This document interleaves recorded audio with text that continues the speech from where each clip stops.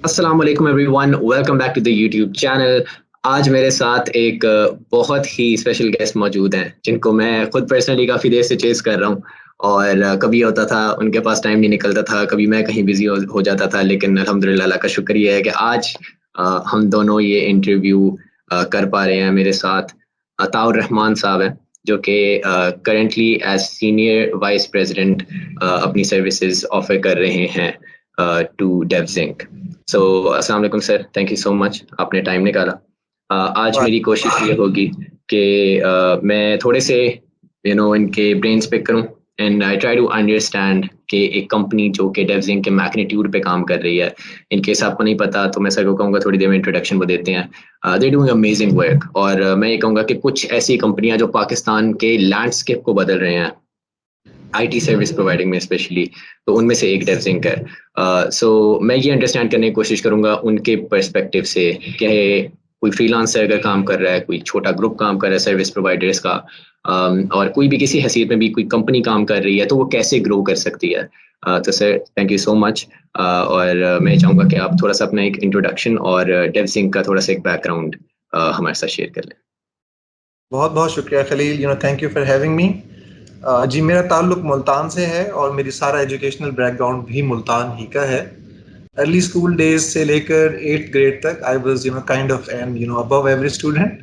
اور 8th اور 9th grade میں آ کے میرے پیرنٹس کو لگا کہ یہ نہ کچھ کر سکتا ہے. سو انہوں نے میرے لیے میڈیکل فیلڈ کو چوز کیا، جس طرح کہ ہمارے یہاں نارملی پیرنٹس کرتے ہیں. اور میں وہاں ذرا میٹریکولیشن تک اچھا اسٹوڈنٹ ہی تھا، میں نے اچھے گریڈس لے لیے. اور یہاں پہ میری لائف میں ایک چھوٹا سا ذرا ٹوسٹ بھی آ گیا کہ مجھے احساس ہوا that I can play cricket. اور میرے والدین کا خواب یہ تھا کہ میں نے کہیں ڈاکٹر بننا ہے. سو آئی چوز کہ میں شاید اپنے آنے والے 2-3 سالوں میں اگر خوب کرکٹ کو ذرا کھیل لوں تو میں شاید ایک بہتر نام بنا لوں گا. سو وہاں سے میری اسٹوری اسٹارٹ ہوئی، اور at the and of 2 years وہاں مجھ سے FSC تو نہیں ہوا، لیکن پھر میں نے FA کیا، BA کیا، اور پھر میں MBA کی طرف گیا. وہاں جا کے مجھے احساس ہوا کہ اگر میں ایک serious push towards my education دے سکوں تو میں ایک اچھا کیریئر بھی ڈیولپ کر سکتا ہوں.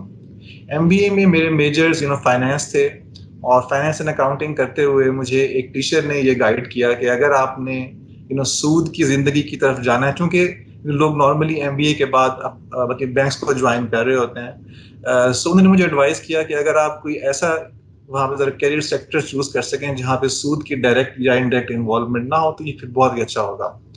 سو میں نے اللہ سے دعا کی، اور فارچونیٹلی جب میرے سارے بیچ میٹ آلموسٹ بینکنگ کی طرف جا رہے تھے یا پھر MNCs میں جا رہے تھے، تو میں پھر IT سیکٹر میں آ گیا. There was a company named algorithm consulting, اس کا تعلق کراچی سے تھا، اور وہ ایک پروجیکٹ کرنے ملتان آئی ہوئی تھی. سو آئی اپلائیڈ دیئر. میرے ایک دوست اور بھی گئے، تو میرے بیچ میٹس نے مجھے بہت بیش بھی کیا کہ یار تم کہاں جا رہے ہو، اچھے خاصے کیریئر تمہارے لیے یہاں پہ ڈیولپ ہو سکتا تھا اور تم چھوڑ کے کہیں اور جا رہے ہو. سو میں نے IT کو چوز کیا الحمدللہ. سو I joined them as a business analyst, اور وہاں پر ہم لوگ ٹیکسٹائل انڈسٹری میں ڈفرینٹ ERPs کو امپلیمنٹ کر رہے تھے. ERPs are enterprise resource planning soft wears. تو پھر میں نے وہاں پہ اپنے کیریئر کو اسٹارٹ کیا، اور پھر ڈے بائی ڈے مجھے اس میں بہت زیادہ انٹرسٹ ڈیولپ ہوا کہ جو کچھ میں اپنے MBA میں پڑھ کے آ رہا تھا اس کے مجھے وہاں پر اپلائی کرنے کا بہت زیادہ مواقع ملے. سو my education plus IT it was helping me, my customers and over all business as well. پھر میں نے قریب ان کے ساتھ مل کے تقریباً 2.5 سے 3 سال کام کیا، اور ہم نے پاکستان میں، بنگلہ دیش میں، اٹلی میں بہت سی ٹیکسٹائل کمپنیز میں ERPs کو امپلیمنٹ کیا. آفٹر دیٹ میرے والد صاحب کی ذرا طبیعت خراب ہو گئی، and I had to come back to Multan. تو پھر میں ایک دفعہ پھر ملتان آیا، اینڈ وہاں پر آنے کے بعد میں نے ایک اور ٹیکسٹائل کمپنی کو جوائن کیا ملتان میں ہی. It is colony textile mill, an amazing work place, جہاں پر میں نے اپنی زندگی کے اگلے 4 سال لگائے. اور پھر مجھے ایک دفعہ پھر دوبارہ سے شوق پیدا ہوا کہ میں کنسلٹنگ سائٹ پہ دوبارہ جاؤں. تو پھر میں نے لاہور میں ایک کمپنی تھی جی منتق سسٹمز، وہ بعد میں ایکوائر ہو کے کانفس کے پاس چلی گئی. تو کانفس لمیٹڈ میں نے پچھلے 10 سال کام کیا، اور وہاں پر پھر میں مختلف پوزیشنز میں کام کرتا رہا، and I meat many amazing people over there. And پچھلے 1 سال سے میرے ذہن اور دل میں خواہش تھی کہ میں کچھ ذرا ڈفرینٹ کر سکوں اور ذرا لارجر اسکیل پہ کر سکوں. سو اس سارے پروسیس میں I started meeting different people inside and out side my industry. اور اس سارے سلسلے میں ملتے ملتے میری عثمان آصف صاحب سے بھی ہوئی ملاقات. سو میں نے عثمان صاحب سے اپنا ویژن شیئر کیا, لیکن عثمان صاحب کا ویژن بہت زیادہ بڑا ویژن تھا. اینڈ ہز ویژن از کہ ہم پاکستان میں اگر پاکستان کے مسائل ٹھیک کرنا چاہتے ہیں تو ہمیں پھر ملٹیپل انڈسٹریز کو اپنا رول پلے کرنا ہوگا. اور اگر ہم آئی ٹی سیکٹر کی بات کریں تو پھر ڈیو سنگھ کا ایک شیئرڈ ویژن یہ ہے ساری ٹیم کے ساتھ کہ ہم نے 80,000 جابس کریٹ کرنی ہے مارکیٹ میں. اگر ہم پاکستان میں 80,000 آئی ٹی کے ٹیک پروفیشنلز کو جاب دے سکتے ہیں, وچ مینس اگر میں آج کے لینڈسکیپ کی بات کروں پاکستان میں تو قریب 2,000 کے قریب کمپنیاں ہیں پاکستان میں, اور 4 لاکھ کے قریب ایسا ٹیلنٹ موجود ہے جو کہ آئی ٹی میں کام کر رہا ہے. اینڈ آلموسٹ 30,000 کے قریب ہم اینولی نیا talent organically through universities and colleges net work میں لے کے آ رہے ہیں. اور اگر ہم یہ دیکھیں تو آنے والے کچھ سالوں میں ہم شاید 5-6-7 سال میں شاید 2.5 لاکھ کے قریب ایسے لوگ ہوں گے جو کہ ہم اس پول میں ایڈ کر رہے ہوں گے, اور ان آرگینکلی ایسے لوگ جو کہ بہت ساری چیزوں میں انگیج ہوں گے اور بعد میں آئی ٹی میں آنا چاہ رہے ہوں گے, اور پھر ڈفرینٹ اسکلس کو اور ٹیکس کو سیکھ لیں گے تو وہ بھی آ جائیں گے. سو ہوپ فلی بائی 2030 ہمارے ملک میں 7 سے 8 لاکھ یہاں پہ لوگ کام کر رہے ہوں گے. آج شاید ہماری جو اکانومی میں آئی ٹی کی کنٹریبیوشن ہے وہ شاید اراؤنڈ 2.2 اور 2.5 بلین ڈالر کی ہے, اور یہ ہوپ فلی 7-8 سالوں میں 7 سے 9 بلین ڈالر کی اکانومی بن جائے گی انشاءاللہ. سو ہمارا ویژن یہ ہے کہ اگر ہم 80,000 جابس کریٹ کرتے ہیں آئی ٹی میں, جو کہ میجرلی اراؤنڈ ٹیک ہوں گی, اینڈ اس میں نان ٹیک لوگ بھی شامل ہوں گے, کہ اگر انہوں نے کچھ بیسک سکلز ایکوائر کی ہوئی ہیں تو وہ پھر ٹیک سکلز بھی سیکھ سکتے ہیں. اینڈ ہینس ہم پھر گلوبلی بہت سی سروسز دنیا میں پرووائڈ کر سکتے ہیں.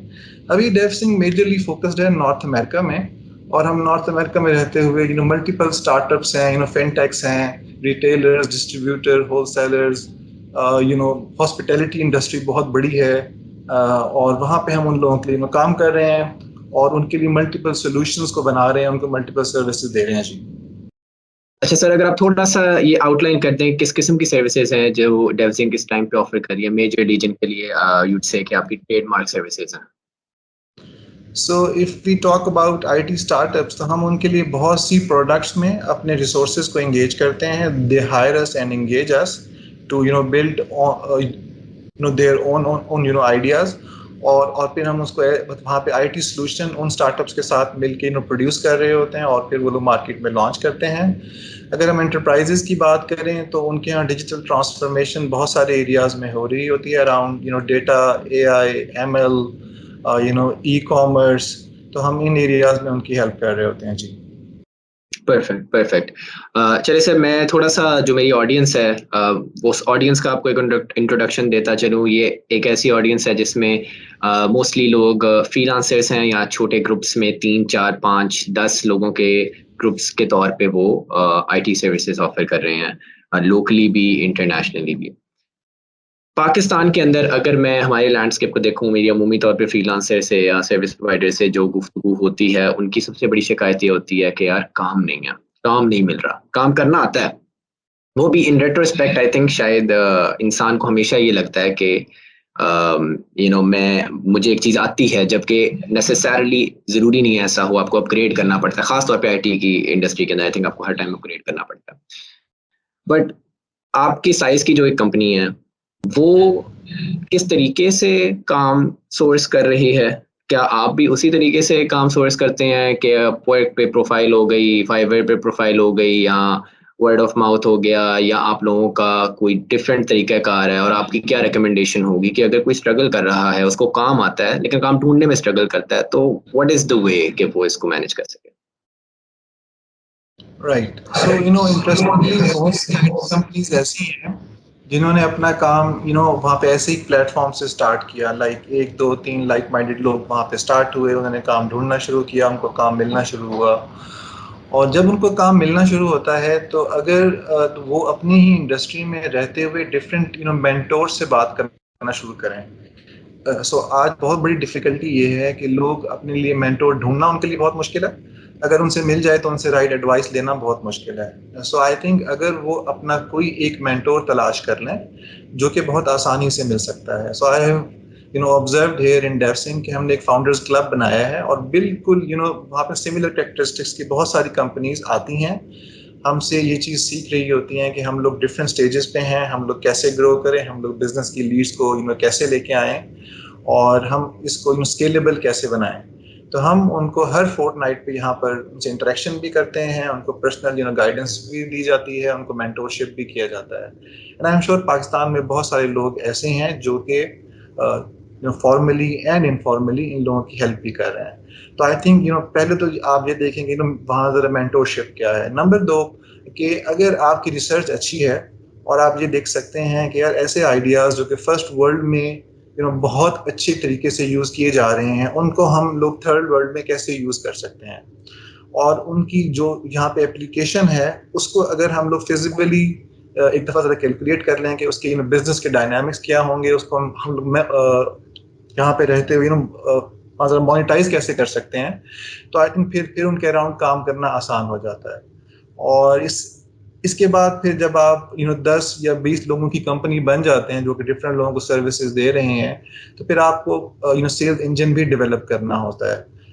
اگر ہو سکے تو آپ وہاں پر آن سائٹ اپنے سیلز کے ریسورس کو ہائر کر سکتے ہیں, اگر نہ ہو تو پھر آپ یہاں پاکستان بیٹھے ہوئے بھی سیلز کی لیڈ کو جنریٹ کر سکتے ہیں, سیلز کال میں جا سکتے ہیں. آئی نو سیورل کمپنیز ان پاکستان جو کہ ابھی تک ان کی وہاں پہ آن سائٹ پریزنس نہیں ہے, لیکن اس کے باوجود وہ پھر ایک ریگولر سیلز یہاں پہ لے کے آ رہی ہیں. ایون جو بڑی بڑی کمپنیاں ہیں, اگر ان کا میں سیلز ہیڈ کاؤنٹ دیکھوں اوورسیز تو وہ بہت کم ہے, لیکن بہت سارا کام ایز اے سروس یہاں پر پاکستان میں آ رہا ہے. نمبر 2, اگر آپ کو اسکیلیبلٹی میں ایشو ہے لیکن آپ اپنے کام میں بہت اچھے ہیں, تو ابھی ہمارے یہاں پاکستان میں acquisition and mergers I T میں اتنے زیادہ اسٹارٹ نہیں ہوئی, لیکن اکنامکس کا ایک اصول ہے کہ if you have nothing better to offer to the market تو یو بیٹر مرج. تو میرا خیال ہے پھر آپ کو لائک مائنڈیڈ لوگوں سے ملنا چاہیے, اپنے فورسز کو جوائن کرنا چاہیے. So like I said DevSync اس سلسلے میں ہر فورٹ نائٹ بہت سے فاؤنڈرز کے ساتھ ملتا ہے, ان کو ریگولرلی شیپ اپ بھی کر رہا ہے, ان کی ہیلپ بھی کر رہا ہے. بیکاز ہمارا ایک ڈریم ہے کہ پاکستان میں آئی ٹی کا ایکو سسٹم ایسا ڈیولپ کیا جائے کہ جب ہم 80,000 لوگوں کی کمپنی بنے بائی 2030, تو آج کے اسٹیٹس میں ہم شاید 0.5% آف ٹوٹل ٹیلنٹ ہیں, لیکن جب ہم 80,000 کے ٹیلنٹ گروپ یا پول بنیں گے اور ایک نیکسٹ یہاں سے انفوسس کی بنیاد رکھ رہے ہوں گے, تو انشاءاللہ پاکستان کا آئی ٹی سسٹم اتنا ہی بڑا ہوگا اور ہم بہت کچھ کنٹریبیوٹ کر رہے ہوں گے. دا آئیڈیا از کہ ہماری اکانومی میں نہ صرف آئی ٹی بلکہ باقی انڈسٹریز کو بھی ایسے ہی کنٹریبیوٹ کرنا ہے کہ اگر آپ ایک شیئرڈ ویژن لیں, لوگوں کے روٹی کپڑے مکان کا حل نکال لیں اور ان کو فوکس کروائیں کہ یار وہ نا اسی اکانومی میں رہتے ہوئے وہاں پر کیسے کنٹریبیوٹ کر سکتے ہیں. آج ہمارا جو سب سے جو ذرا جسے کہنا چاہیے نا کہ ہماری سب سے بڑی ویلتھ آج ہماری پاپولیشن ہے. اگر ہم اس پاپولیشن کو ذرا ٹرین کر دیں, ان کو ذرا اسکلفل کر دیں اور ان کو رائٹ جگہ پہ چینلائز کر دیں, تو آئی تھنک ان سے ہم ریونیو بھی جنریٹ کر سکتے ہیں. ہمارے یہاں بہت بڑی بڑی کمپنیز بھی بن سکتی ہیں, بہت سارے فری لانسرز اکیلے بھی بہت سارا کام کر سکتے ہیں. تو آئی تھنک بہت سارے لوگ جب مل کے یہ والا کام کریں گے تو نہ صرف آئی ٹی بلکہ باقی انڈسٹریز ان پاکستان بھی آگے جائیں گی, اینڈ ہینس پاکستان آگے جائے گا ہوپ فلی. انشاءاللہ. آئی تھنک آپ کا یہ پوائنٹ بہت ہی امپورٹنٹ اور ویلڈ ہے کہ you have to at some point may be think about joining forces. ایسے لوگ جو آپ کے ساتھ لائک مائنڈیڈ ہیں, جو اپنے ایریا میں اچھا کام کرے. بیکاز اگر میں پرسنلی آپ کو اپنے بارے میں بات کروں, I think the biggest challenge for me in the last 2 years has been کہ میرا خیال یہ کہ ایک بندے سے 10 یا 15 بندے تک جانے کی گیم فرق ہے, اور 15 سے پھر 50 پہ جانے کی گیم کمپلیٹلی فرق ہے. اور وہ 10 سے 15 والی آئی وڈ سے کہ میں کافی حد تک اچھی کھیلتا ہوں, I can dial it down. لیکن 10 سے 15 کے بعد there comes a point where I feel like یار اب ایک بندہ اس سے زیادہ کیا کر سکتا ہے, میں کدھر دیکھوں, میں سیلز کی طرف دیکھوں یا کام کی طرف دیکھوں یا ٹیلنٹ کو ہائر کرنے کی طرف دیکھوں. تو آئی فیل لائک وہ اسکیل کرنے کے لیے جو ٹیلنٹ کی ریکروٹمنٹ ہے, اس کا پروسیس ہے, آپ تھوڑا سا یہ گائیڈ کیجئے گا کہ اگر کوئی اس قسم کی ایک سچویشن کے اندر ہے آج، وہ پہلا سٹیپ اس کے لیے کیا ہونا چاہیے؟ کیا اس کو لوگ ہائر کرنے چاہیے، لوگوں کے ساتھ اور ٹیمز کے ساتھ، کمپنی کے ساتھ مرج کرنا چاہیے، اس کو کس طرف دیکھنا چاہیے؟ سو اگر آپ فائنینشلی بہت ریزنیبل انکم ارن کر رہے ہیں اور آپ ذرا اسکیل بھی کرنا چاہتے ہیں تو you really need to understand کہ آپ وہاں پہ جس بھی فیلڈ میں ہیں، کیا آپ اس میں 10x یا 20x اگلے آنے والے 10 سالوں میں گرو کر سکتے ہیں؟ اف یس تو پھر آپ کو رائٹ اوے اپنے اسٹرکچر پہ بہت زیادہ محنت کرنے کی ضرورت ہے.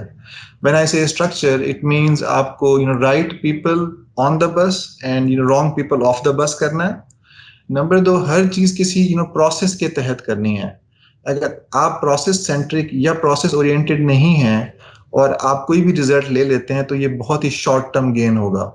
لیکن اگر آپ پروسیس اورینٹیڈ اسٹرکچر کو بلڈ کرتے ہیں، رائٹ لوگوں کو لے کے آتے ہیں، تو پھر آپ لانگ ٹرم گین کی بات کر رہے ہیں. اگر کوئی بھی آدمی صرف اس لیے آئی ٹی میں آیا ہے کہ وہ 2 سے 3 سال کے بعد کچھ ارن کر کے سائٹ پہ ہو جائے گا یا ایک اپنا لائف سٹائل ہی کریٹ کر لے گا، وچ is very good, I do not mind. لیکن اگر وہ یہ چاہتا ہے کہ وہ یہاں پر بہت بڑا امپیکٹ لے کے آئے سوسائٹی میں، تو پھر اس کو لانگ ٹرم تھنکنگ لے کے آنی چاہیے. اگر آپ 5 سے 10 سال as an entrepreneur, as a free lancer کسی چیز کو بہت بڑا کرنا چاہتے ہیں تو آپ کو وہاں منیمم 5 سے 10 سال دینے چاہیے. پروسیس سینٹرک ٹیمز کو بلڈ کرنا چاہیے، اپنی مارکیٹ کو ڈیفائن کرنا چاہیے. اور اگر آپ شیم لیس لرنر ہیں تو پھر آپ بہت جلدی اپنی غلطیوں سے سیکھیں گے اور پھر آپ اپنے لیسنس کو اپلائی کریں گے، یہاں تک کہ پھر آپ وہاں تک کامیابی کی طرف جانا شروع کر دیں گے. اور جب آپ کامیابی کی طرف جائیں تو ایک چیز جو میں نے دیکھی ہے، وہ لوگ ذرا سننا بند کر دیتے ہیں. سو اگر آپ کی وہاں لسننگ کی پاور، آپ کی لرننگ کی power, if it is there with you till the and, تو پھر انشاءاللہ آپ بہت آگے جا سکتے ہیں. بیکاز جنرلی جب بھی آپ کبھی بھی کامیابی کا مزہ چکھیں اور آپ سننا چھوڑ دیں، وچ مینس پھر آپ نے گرو کرنا ہی نہیں ہے. تو جو لوگ گرو کرنا چاہتے ہیں ان کو کسی نہ کسی پروسیس کے تحت اپنے بزنس کو رائٹ مارکیٹ، رائٹ آڈینس کی طرف لے کے جانا ہے. اور اگر ہم رائٹ مارکیٹ میں نہیں ہیں لیکن رائٹ لوگوں کو لے کے بیٹھے ہوئے ہیں تو بھی ہم فیل ہو جائیں گے. سو آپ کو رائٹ مارکیٹ کو آئیڈینٹیفائی کرنا ہے، پھر رائٹ لوگوں کی ساری پوٹینشیلس کو وہاں پہ لگانا ہے تاکہ آپ کا ریٹرن آن انویسٹمنٹ اچھا ہو، اینڈ ہینس ان لوگوں کا بھی جو آپ کے ساتھ کام کر رہے ہیں. جی پرفیکٹ.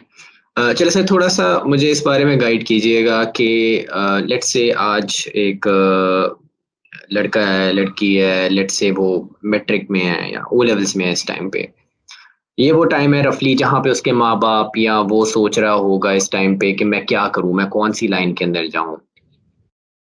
اگر وہ آئی ٹی کی لائن میں آنا چاہتا ہے، اس کو کیا پاتھ چوز کرنا چاہیے ہے؟ Number 1، should they go for computer sciences شروع سے ہی؟ بیکاز ایک یہ بھی ہوتا ہے، آپ نے جیسے کہا آپ کے ماں باپ کی خواہش تھی کہ آپ ڈاکٹر بنے. میں الحمدللہ ڈاکٹر بن رہا ہوں اس ٹائم پہ. سو مجھے بہت سی سملیرٹیز آپ کی کرکٹ والی اسٹوری سے بھی بہت سملیرٹی لگی. سو کیا کرنا چاہیے اس کو؟ کیا اس کو کمپیوٹر سائنس میں ہی چلے جانا چاہیے یا پھر آپشنز کھلی رکھنی چاہیے؟ بیکاز اس کو کیا کرنا چاہیے؟ کیا اس کو کمپیوٹر سائنس میں ہی چلے جانا چاہیے ابھی، یا آپشن کھلی رکھنی چاہیے؟ بیکاز لوگ یہ کہتے ہیں کہ جیسے اگر ہم سائنسز کی طرف رہتے ہیں تو کل کو کمپیوٹر میں شفٹ ہو سکتے ہیں، کمپیوٹر پہ چلے گئے تو کل کو سائنسز پہ شفٹ نہیں ہو سکتے ہیں. کیا اس کو شروع سے ہی آئیڈینٹیفائی کر لینا چاہیے؟ نمبر 1. نمبر 2، لیٹ سے کوئی کسی کو دیر ہو چکی ہے، اب تو وہ پڑھ رہا ہے اس ٹائم پہ کوئی اور ڈگری یا پڑھ چکا ہے، کیا وہ شفٹ ہو سکتا ہے اس ٹائم پہ؟ اور اگر شفٹ ہونا ہے تو وہ سیکھے گا کہاں سے؟ رائٹ. اچھا، یہ نا سب شروع ہوتا ہے کہ آپ کی لائف کا کوئی پرپز ہے یا نہیں ہے. اگر آپ کے اندر سیلف اویئرنیس ہی نہیں ہے تو اب آپ ایک جاب ڈھونڈ رہے ہیں. موسٹ لائکلی اگر آپ جاب ڈھونڈ رہے ہیں you will end up getting some job, right. یہ کوئی مسئلہ نہیں ہے. لائک جاب ڈھونڈ رہے ہیں آپ کو جاب مل ہی جائے گی. لیکن اگر آپ 8th گریڈ میں، 9th 10th گریڈ میں ہیں، ارلی ٹینز میں ہیں اپنی، اور آپ اپنے کیریئر کو لے کے واقعی سوچ رہے ہیں میں نے کیا کرنا ہے، سو آپ کو پہلے یہ دیکھنا چاہیے آپ نے اب تک اپنی زندگی میں جتنی بھی ٹینڈنسیز کو ڈیولپ کیا ہے وہ نہ کہاں پہ اشارہ کر رہی ہیں، رائٹ. سو اگر میں آرٹس میں بہت اچھا تھا یا ہوں تو پھر میں آرٹس میں کیا کر سکتا ہوں. اگر میں سائنس میں اچھا تھا تو میں سائنس میں مجھے کون سا سبجیکٹ بہت ہی اپیلنگ لگ رہا ہے, اور میں نے زندگی میں میرا ایپٹیچیوڈ کیا کہتا ہے کہ میں نے کیا اچیو کر لوں گا. اگر مجھے بایو ٹیک اچھی لگتی ہے اور میں صرف میڈیکل سائنسز میں ہی لگا ہوا ہوں جبکہ مجھے بایو ٹیک کا اندازہ ہی نہیں ہے, تو میں کیسے کام کرنا چاہوں گا. مجھے اکاؤنٹس اچھے بھی لگتے ہیں لیکن آئی ٹی بھی اچھی لگتی ہے, تو مجھے فن ٹیک میں کیسے جانا ہے. سو میں ابھی تک اپنی ٹینڈنسیز کو کیا ڈیولپ کر سکا ہوں. ہمارے یہاں ایک اور بات نہیں ہوتی چونکہ ہمارے یہاں اچھے پیسے نہیں ملتے نا اسپورٹس میں. سو اگر میں ایک اچھا اسپورٹس مین بننا چاہتا ہوں تو میرے لیے کیا راؤٹ ہے کہ میں آج وہاں پہ جا کے ایف سی کے لیے میں کیسے کھیل سکتا ہوں, یا میں باہر کے ملک میں کاؤنٹیز کیسے کھیل سکتا ہوں, یا میں اپنے ملک میں اپنے آپ کو ایک بہت ہی اچھا ایتھلیٹ کیسے بنا سکتا ہوں. رائٹ. تو آئی تھنک پہلے یہ دیکھتے ہیں کہ آپ کی ٹینڈنسیز کیا ہیں. سو اگر آپ کو آپ کی ٹینڈنسیز میں ایک کنسسٹنسی ملتی ہے تو موسٹ لائکلی یہ آپ کی اسٹرینتھ بن جائے گی.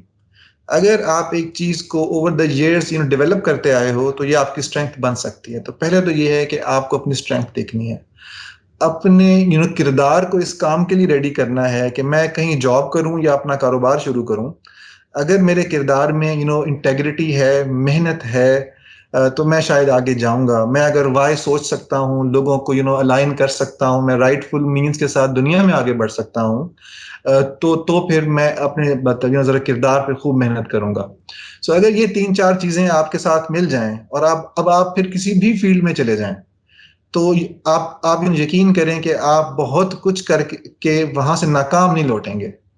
You will mark your self as some one جس نے واقعی کچھ نہ کچھ اچیو کر لیا.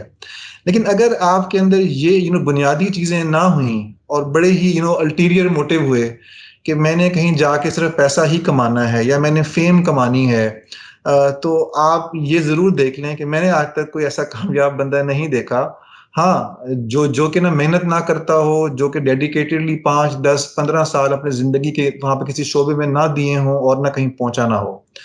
لیکن اگر آپ نے صرف شہرت یا دولت کمانی ہے تو یہ نا بائی پروڈکٹس ہوتی ہیں. سو ایک تو چیز آپ نے یہ دیکھنی ہے کہ وہاں پہ زندگی میں کوئی شارٹ کٹ نہیں ہے, آپ نے ہمیشہ لانگ ٹرم گیم کی طرف توجہ دینی ہے. اور اگر آپ نے کوئی ایک ایسی اسکل سیکھ لی ہے کہ یا جس سے آپ زندگی میں آگے جا سکتے ہیں تو وہیں محنت کریں. ہمارے ہاں جس طرح وہاں پہ میری جنریشن میں تو پیرنٹس کہتے تھے یار یا تو صرف ڈاکٹر بننا ہے یا پھر انجینئر ہی بننا ہے. لیکن اگر آپ آج دیکھیں تو آج بہت سے لوگ آئی ٹی میں ماشاء اللہ آ رہے ہیں. سو آئی ٹی سے ہٹ کے بہت ساری ایسی فیلڈز ہیں جس پہ لوگ جا سکتے ہیں. سو آپ کا سوال یہ تھا اگر میں 13-14 سال یا 15-16 سال ایک الگ ڈگری لیتا رہا ڈیو ٹو اینی ریزن, اب میں اس کو ذرا سوئچ کرنا چاہتا ہوں, تو آپ بڑے آرام سے سوئچ کر سکتے ہیں. میں نے ایسے بہت سے لوگوں سے خود ملاقات کی ہے یہیں پہ لاہور میں جو کہ بالکل نان ٹیک بیک گراؤنڈ کے تھے.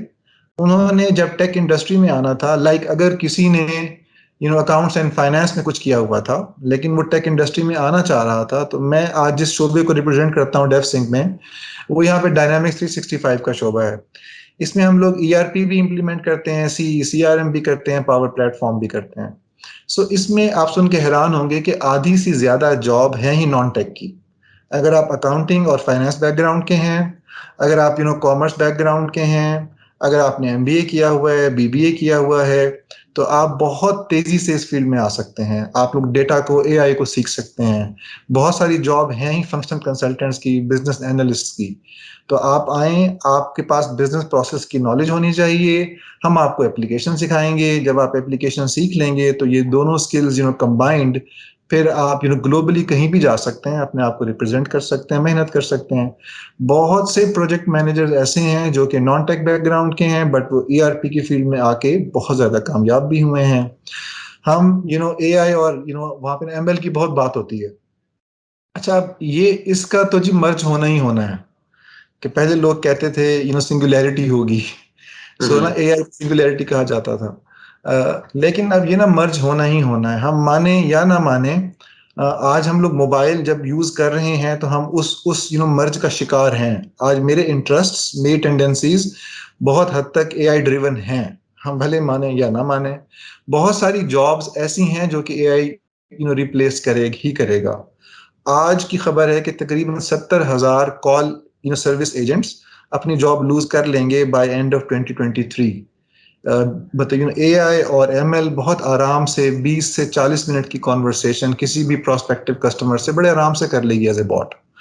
اچھا اب اس ساری صورتحال میں یہ تو ہونا ہی ہونا ہے.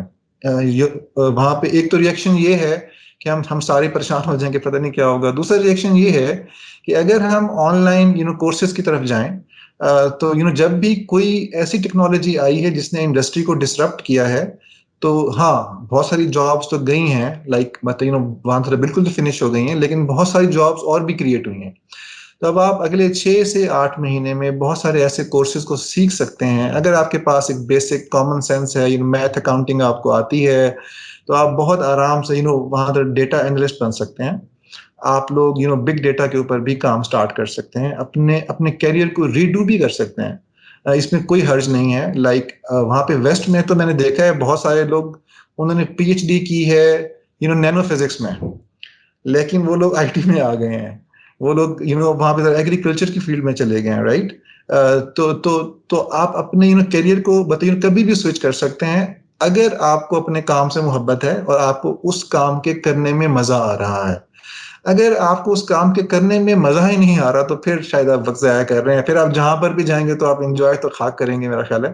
لیکن یہ ہے کہ اگر آپ کے اندر یہ نہ ایک کامیاب ہونے کی خواہش ہے اور رائٹ ایٹیچیوڈ ہے آپ چیزوں کو ان لرن کر کے ری لرن کر سکتے ہیں اور آپ ان لوگوں میں شامل ہیں جو کہ زندگی میں آگے بڑھنا چاہتے ہیں اور ان لوگوں کے ساتھ رہنا چاہتے ہیں جو کہ شکایت کم اور کام زیادہ کرنا چاہتا ہے تو you will end up having some thing very good for you. میں نے نہیں دیکھا آج تک کسی نے محنت کرنا چاہی ہو اور اس کو وہ چیز نہ ملی ہو. اس کو وہ چیز لازمی مل جاتی ہے. سو ہمارا ایک بڑا چھوٹا سا گول ہے ڈیو سنگھ میں کہ ہم نے ڈائنامکس 365 کی وہاں پہ آنے والے چند سالوں میں لارجسٹ پریکٹس بنانی ہے انشاءاللہ. سو اگر میں انڈسٹری کی بات کروں نا پاکستان میں تو آج تقریباً 1500 کے قریب ایسے کنسلٹنٹس ہیں جو کہ E R P C R M کی فیلڈ میں ہیں. میں جب یہ بات کرتا ہوں لوگوں سے تو لوگ کہتے ہیں کہ سر ہم نا وہاں پہ ایسا ٹیلنٹ کیسے پروڈیوس کر پائیں گے اگلے 2 سے 3 سال میں. تو میں ان سے یہ کہتا ہوں کہ ہم بڑے آرام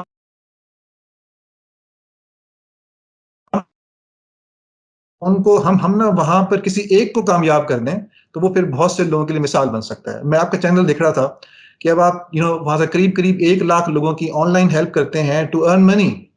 اور ہمارا تو بہت چھوٹا سا ایک خواب ہے کہ ہم نے تقریباً 7 سال میں 80,000 لوگوں کی جابس کریٹ کرنی ہے.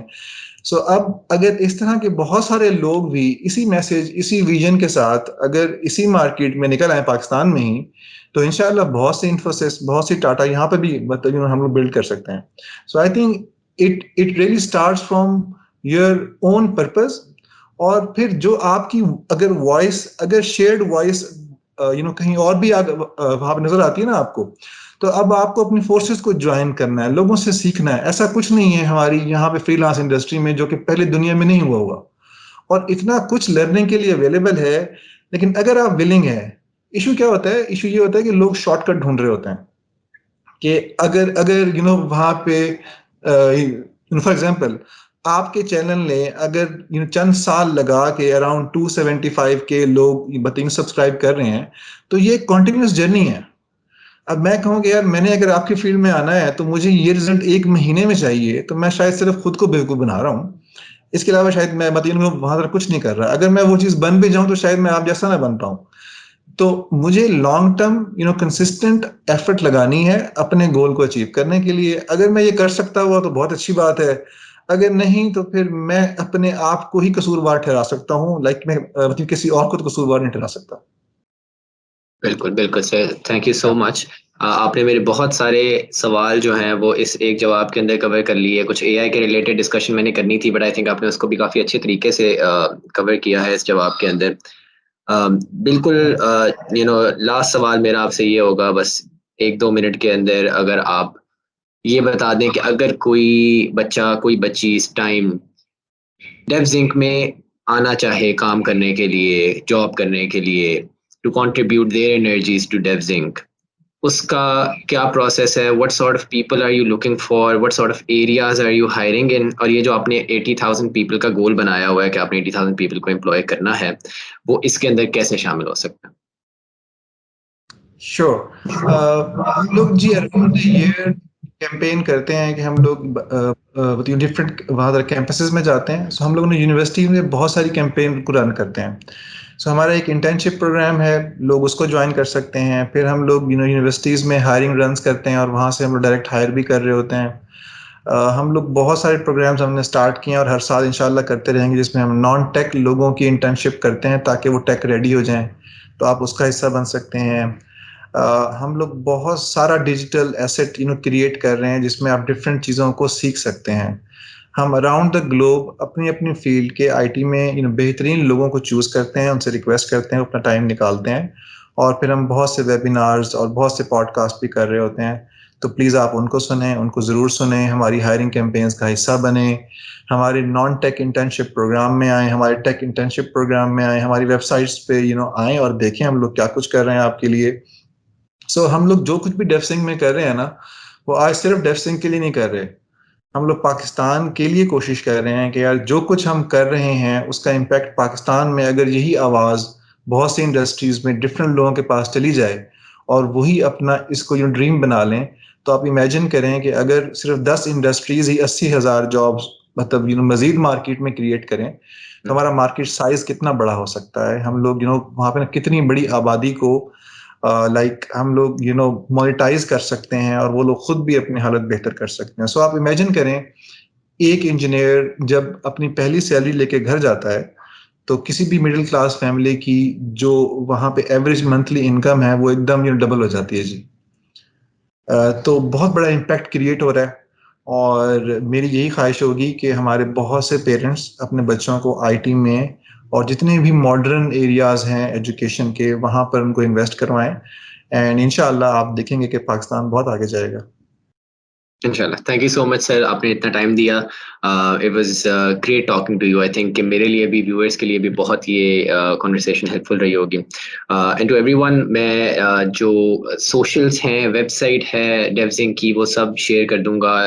ان پرٹیکولر لنکڈ ان بھی شیئر کر دوں گا ان دا ویڈیو ڈسکرپشن. میں خود بھی پرسنلی فالو کرتا ہوں لنکڈ ان پہ. آئی تھنک کہ مجھے کانٹینٹ بہت پسند ہے ڈیوزنگ کا جو آپ لوگ کریٹ کریں, اینڈ آئی تھنک شاید like you have dedicated people for this. Like جو کوالٹی ہے اس کانٹینٹ کی وہ بہت اچھی ہے, اور وہ دیکھ کے آپ کا دل کرتا ہے کہ you try to may be eventually work at some place like ڈیوزنگ. So again sir, thank you so مچ, اور امید ہے آپ سب کو ویڈیو پسند آئی ہوگی. اگر پسند آئی, make sure you give it a like and subscribe to this channel, اور آئی سی you in the next one. اللہ حافظ. حافظ. Thank you.